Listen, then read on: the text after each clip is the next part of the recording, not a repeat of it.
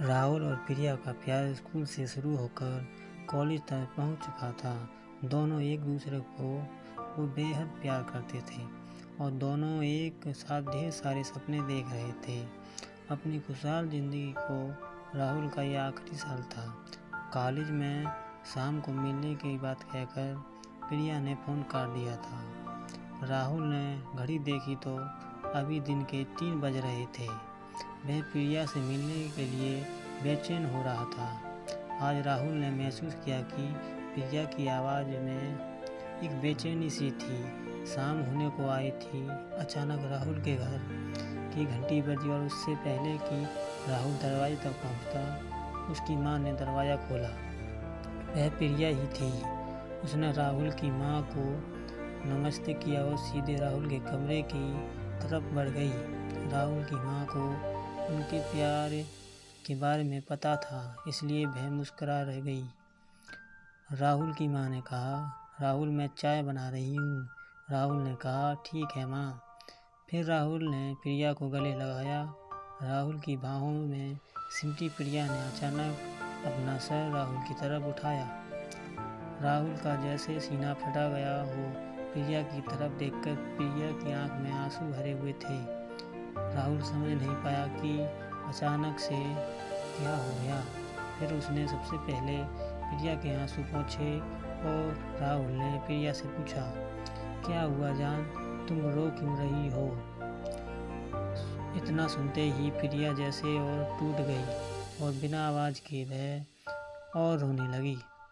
उसकी आंख से निकलते आंसू राहुल का सीना चीर रहे थे। राहुल से रहा नहीं गया और उसने सबसे पहले दरवाज़ा बंद किया ताकि प्रिया के रोने की आवाज़ कमरे से बाहर ना जाए। फिर उसने प्रिया को अपने बिस्तर पर बिठाया और खुद नीचे फर्श पर बैठ गया। प्रिया हाथ अपने हाथ में लेकर उसने प्रिया से कहा, जान बोलो ऐसा क्या हो गया कि तुम इतना रो रही हो? तुम्हें पता नहीं मेरे दिल पर क्या गुजर रही है। तुम्हारे आंसू देखकर अब प्लीज़ बताओ क्या हुआ? प्रिया ने अपने आंसू पोंछे और अपने आप को संभालते हुए राहुल का हाथ पकड़कर बोली, हमारा साथ यहीं तक था जान, हमारे रास्ते आज के बाद कभी साथ नहीं होंगे।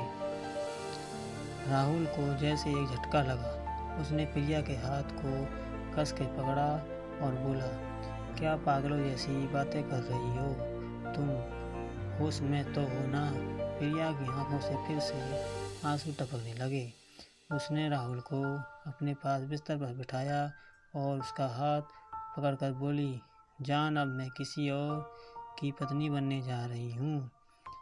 पापा ने आज ही मेरा रिश्ता तय कर दिया और घर में सब बहुत खुश हैं। राहुल पागलों की तरह उसकी तरफ देखकर प्रिया की बातें सुन रहा था।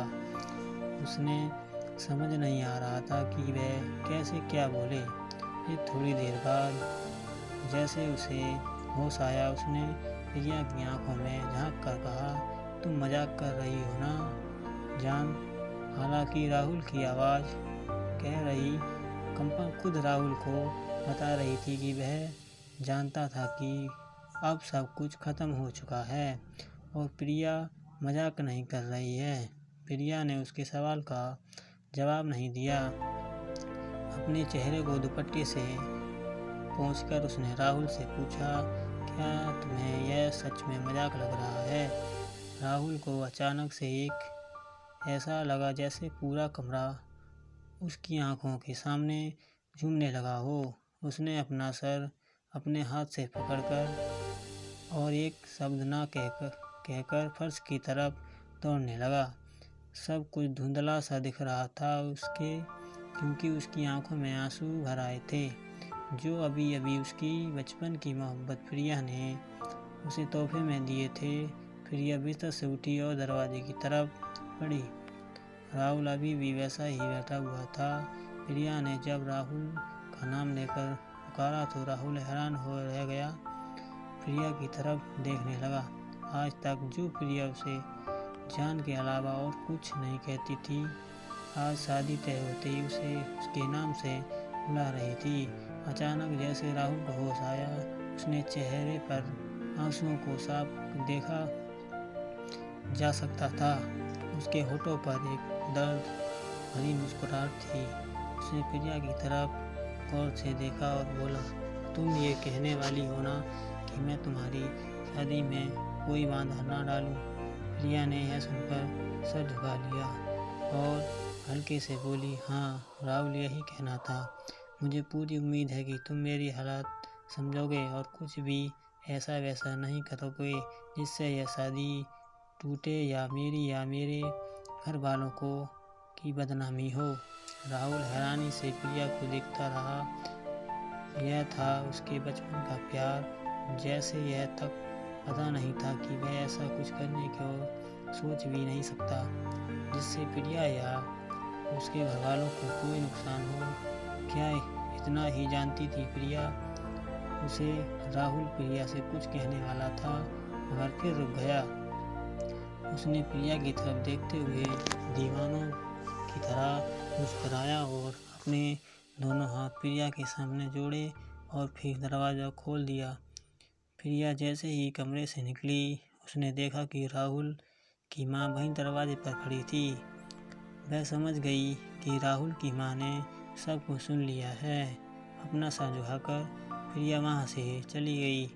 राहुल की माँ ने राहुल के कमरे में चाय रखी और उन्होंने राहुल की तरफ देखा। उसकी माँ बेटे का दर्द देख ना पाई और बिना कुछ कहे कमरे से निकल गई। फिर राहुल ने चाय के कप को देखा। चाय से निकलती भाप उसे अपनी जख्मी दिल दुए की तरह लगी। उसे प्रिया का चेहरा याद आ रहा था। प्रिया के आंसू अब उसे नकली से लग रहे थे और प्रिया के चेहरे